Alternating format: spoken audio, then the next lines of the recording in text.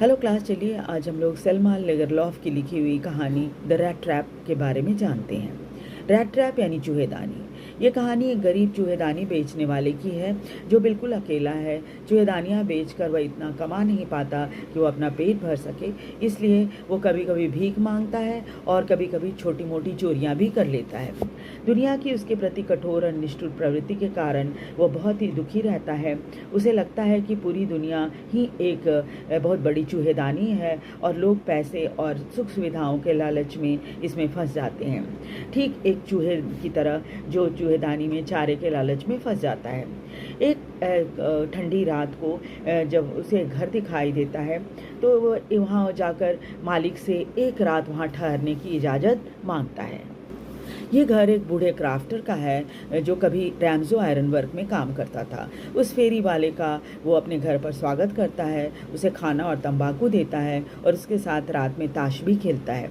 इसके बाद वो उसको 30 क्रोनर दिखाता है जो उसे क्रीमरी से मिले हैं। यहाँ उस चूहेदानी बेचने वाले को चोरी करने की प्रेरणा मिल जाती है। पैसा देखने के बाद वो चोरी करने की का उसका मन हो जाता है।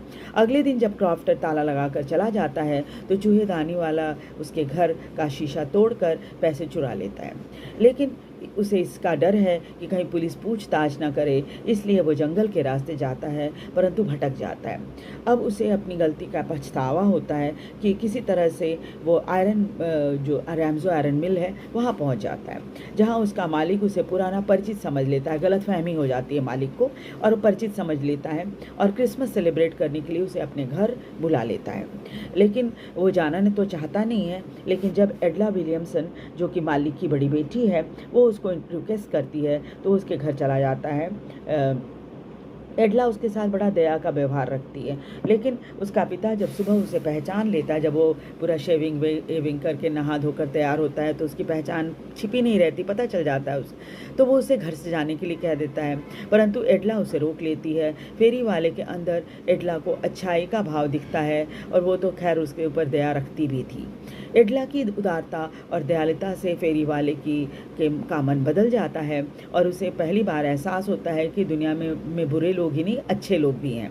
वहाँ उसे चोरी किए गए 30 क्रोनर एक चूहेदानी में डालकर एडला को गिफ्ट में दे देता है। एडला को चर्च में पता चलता है कि क्रॉफ्टर के घर चोरी हुई है और चोरी करने वाला और कोई नहीं, एक चूहेदानी बेचने वाला है, तो बहुत मायूस हो जाती है, परंतु गिफ्ट देखकर उसे बहुत खुशी होती है कि वो फेरी वाले का मन बदलने में कामयाब हो गई। वीडियो कैसा लगा? वीडियो को लाइक और सब्सक्राइब जरूर कर दीजिए। Thank you very much.